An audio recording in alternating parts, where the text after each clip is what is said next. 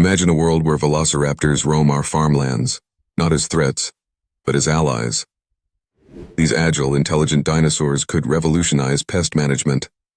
Instead of relying on chemicals or scarecrows, farmers might employ trained velociraptors to patrol their crops. Their keen senses and predatory instincts would make them perfect for detecting and eliminating rodents, birds, and other crop-damaging pests.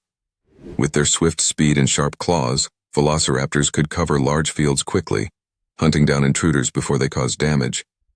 This natural approach would reduce the need for pesticides, leading to healthier crops and less environmental impact. Training would be key. Farmers would need to develop strong bonds and reward-based systems to keep the raptors focused on pests rather than livestock or humans.